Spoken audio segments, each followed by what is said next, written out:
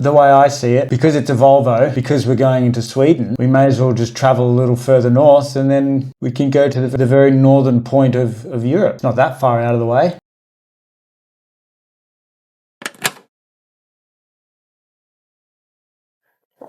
Good afternoon. I am not in a car. I am in my office and I am just wanting to put out a video to give a little bit of an update on sort of where we're at the moment with the planning, and basically to just try and give a little bit of an overview of the idea and the planning of the route.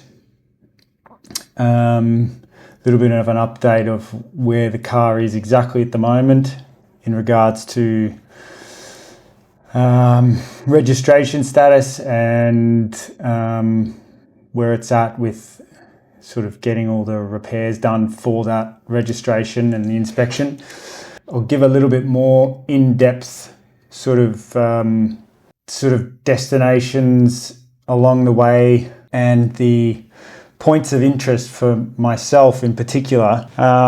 So obviously we would be starting from sort of the northwestern part of Switzerland where we are now, and then my ideal route would be Basel, Hamburg, Gothenburg, Oslo,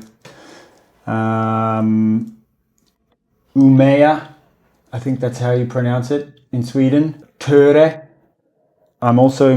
that's just a guess. And then from Töre up to Nordkapp. And then it would be Nordkapp, Rovaniemi. I hope I've pronounced that right. Someone recently just left a comment on my video about, and I do thank you for that, and much appreciated, who's actually based in Rovaniemi, and he suggests I go there. So I'm going to put that into the plan on the way back. And then from Rovaniemi, I do apologize if I'm mispronouncing that, to Kajani, which was also another recommendation of his, and then from there down to Helsinki, and then from Helsinki to the next stop would be Riga in Latvia, and then to Wrocław in or even Warsaw. I haven't quite made up my mind yet. I've never been to Warsaw. I've heard it's very nice. So maybe Warsaw. We'll go Warsaw. And then from Warsaw to Basel, totaling around 7,800 kilometers, which roughly 7,800 kilometers, which for me, I'm more than happy. I really, as you can probably tell, I don't mind a road trip. So why Nordkapp specifically? Well, the way I see it, because it's a Volvo and because we're going into Sweden, I mean, we may as well just travel a little further north and then we can go to the very northern point of Europe. It's not that far out of the way, is it? And I've never actually experienced sort of the true Nordics. So I've never actually gone further than Copenhagen. I've always had a fascination with that part of the world. So that's the reason why I'm fascinated by it, and I think it would make for an epic road trip, especially in the Volvo. So that's sort of those main reasons. So why do I think this road trip is best done in a cheap car? I mean, if this road trip, if it can be pulled off in a car that's done 320,000 kilometers, then I think I've already proved within the first 5 episodes of Cheap Car Tours that cheap cars reign supreme over any other car. Cheap, older cars, they just blow everything out of the water. It just proves a point, really.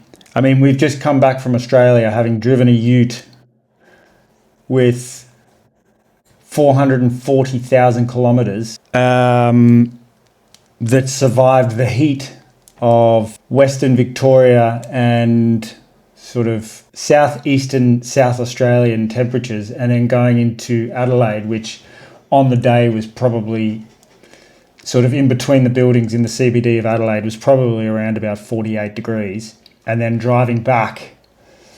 So doing a total of around about 2,200 kilometres in 2 days.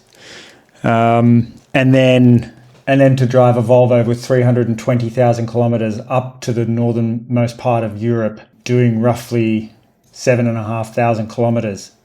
Yeah, I think if the Volvo survives, I think the point may have already been proven after five episodes. I'm not sure. You guys can be the judge of that. Please let me know your thoughts. But for me, I would say that the point has well and truly been proven. But let's not speak too soon, because we haven't even got the car registered yet. So let's just wait until that's registered. So obviously there's going to be some form of sort of seasonal risk when you're sort of dealing with these parts of the world, and I understand that there will be a few uncertainties, but I am sure with the right advice and the right preparation, I mean, as long as the car holds up and there's no issues with the car, I think everything should be fine, really. So the next thing is, what am I most looking forward to with a trip like this? I mean, the list probably just goes on and on, really. There's a lot more positives to look forward to than there are negatives to look forward to. Or negatives, should I say. So the new scenery, that's one thing that I'm very much looking forward to. Obviously, having never been to this part of the world before, it always excites me. The vastness, I'm very much looking forward to. The unpaved roads, that's one thing that I'm very much looking forward to. And these are just these are just like little quirks, I would say, that are part of why I enjoy road trips, why I enjoy older cars, why I enjoy just sitting in and driving for long periods of time.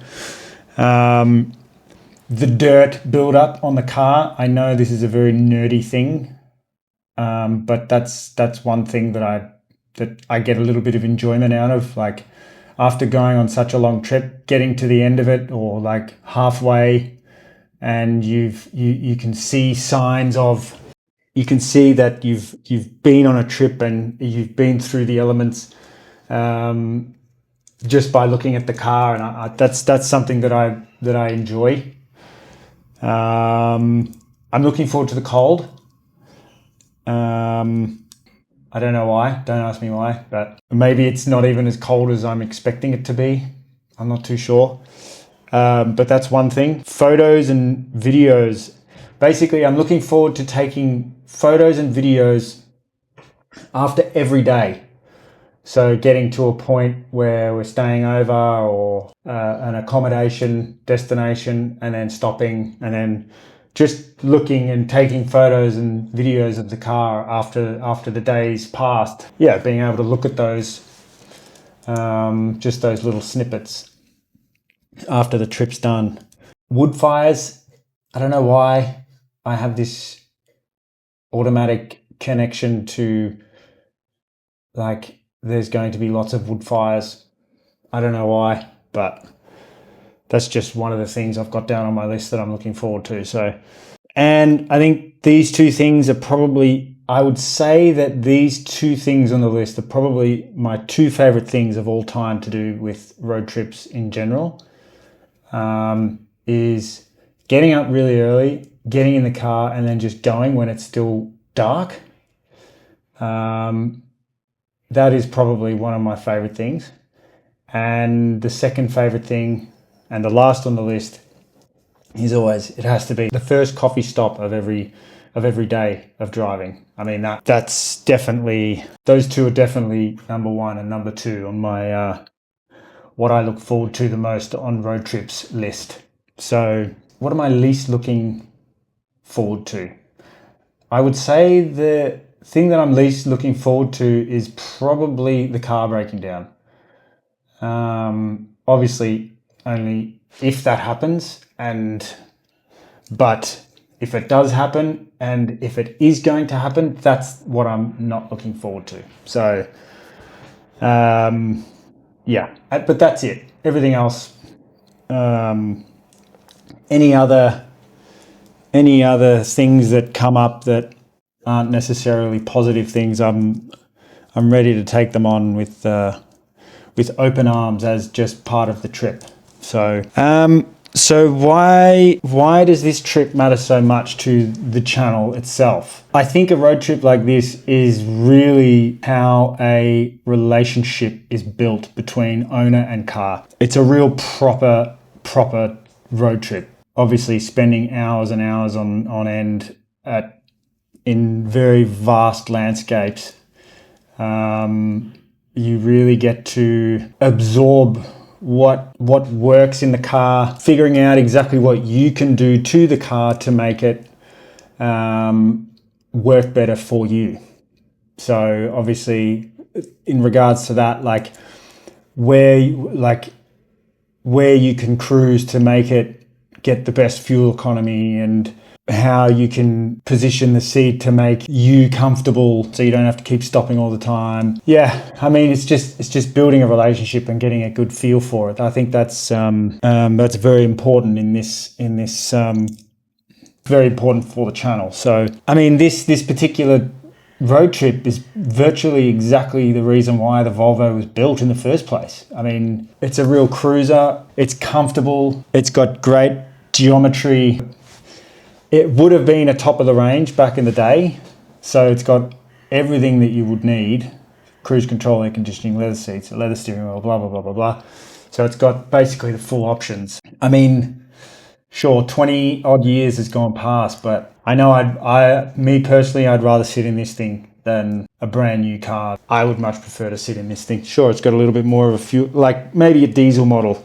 That's probably the only thing that I would change. I mean, but the rest, yeah, I'd much prefer to have this old one that I know that I've only spent 450 francs on, that is probably going to, or is not going to scream or squeal every time it gets a little bit of a scratch on the side or something. So that's why it's important for the channel. That this car is very important for the channel.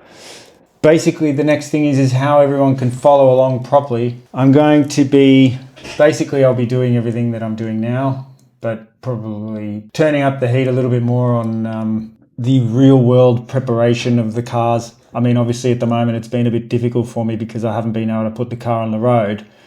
And unfortunately for me, because all I want to do at the moment is just drive it.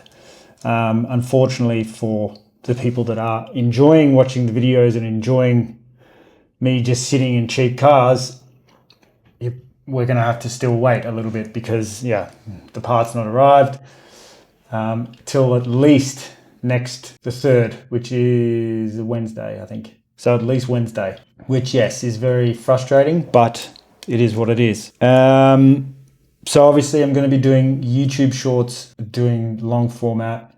Please let me know if you prefer these videos that are the episode videos to be broken up into shorter pieces or just one big video. I mean, I don't think it really makes much of a difference. It's probably a lot easier on my computer to do, because this is obviously going to be quite a big video. It's probably going to be a lot easier on my computer to do numerous separate videos. So, but I'll leave it up to you guys. Please let me know in the comments what you think. And yeah, so thank you to all the people that have already been giving me suggestions and tips. I'm taking them all on board. And I'm considering absolutely everything that comes in, all the information that's shared. I really, really appreciate it. And I really hope to fit everything into the trip. But yeah, please keep sending me in sort of must stop or must see destinations in that general Scandinavian area. So yeah, but thanks to everyone that's been watching my videos so far. We're growing nicely. And yeah, for me, that's really exciting. I'm absolutely I'm having an absolute ball doing these videos and getting these cars and, yeah, going on these road trips. So don't forget to subscribe. Please share the channel around to people that you know that might potentially be interested in watching these videos, and or even maybe you know people that are in these areas that you can share, and they might have some good suggestions on where to go, what to see, food to eat, local delicacies is something I'd also really like to hear about. Subscribe to see all the updates as we work towards the day that we set off. There's obviously still a lot of planning to do, materials, supplies, and all this sort of stuff. But I would like to, if we could, do the trip in March, April, if that works. If all falls into place, if budget allows and registration allows, registration will most probably allow. But yeah, that's kind of where we're at the moment. So thank you very much once again for watching. And yeah, I'm very much looking forward to bringing this video. So thank you very much, and I'll see you in the next video.